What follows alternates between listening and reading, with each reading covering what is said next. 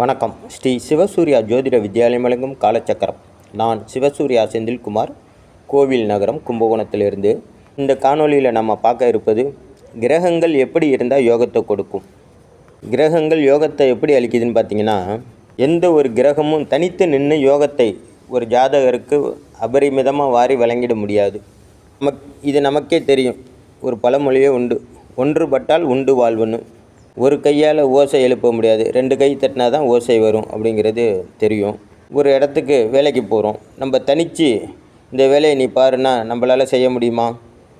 கண்டிப்பாக அந்த வேலை ஒரு அலுப்பு தட்டும், லேட்டாகும். இதே நம்ம கூட இன்னொருத்தர் உதவிக்கு கொடுத்து 2 பேருமா அந்த வேலையை முடிங்க அப்படின்னா அந்த வேலை எவ்வளோ சுறுசுறுப்பாகவும் வேகமாகவும் நடக்கும் அப்படிங்கிறதும் நமக்கு தெரியும்.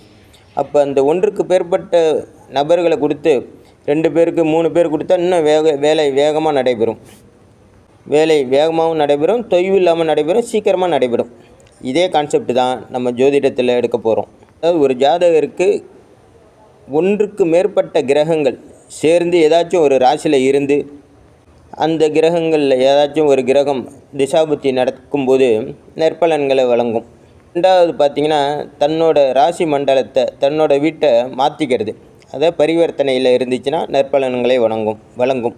அப்புறம் எந்த ஒரு கிரகமும் சுப கிரகத்தோடு சேர்ந்துச்சுன்னா அதுவும் நற்பலன்களை வழங்கும். அடுத்தது பார்த்திங்கன்னா, ஒரு கிரகம் ஆட்சியாகவோ இல்லை உச்சமாகவோ இருந்தாலும் நற்பலன்களை வழங்கும். பார்த்திங்கன்னா, நட்பு வீட்டில் இருக்கிறது, நட்பு வீட்டில் இருந்து திசாபுத்தி நடந்தாலும் நற்பலன்கள் வழங்க கடமைப்பட்டவராக இருப்பாங்க கிரகங்கள்.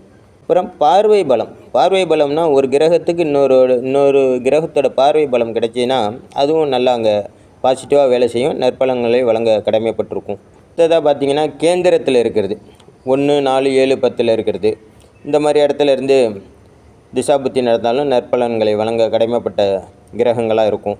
அப்புறம் பார்த்திங்கன்னா, திரிகோணத்தில் இருக்கிறது, 1, 5, 9 திசாபுத்தி நடக்கிறது. அடுத்ததாக பார்த்திங்கன்னா, வர்க்க பலம், அடுத்து வர்க்கோத்தம பலம். இப்படி பலவாறாக கிரகங்கள் யோக பலனை அளிக்க கடமைப்பட்ட கிரகங்களாக இருக்கும்.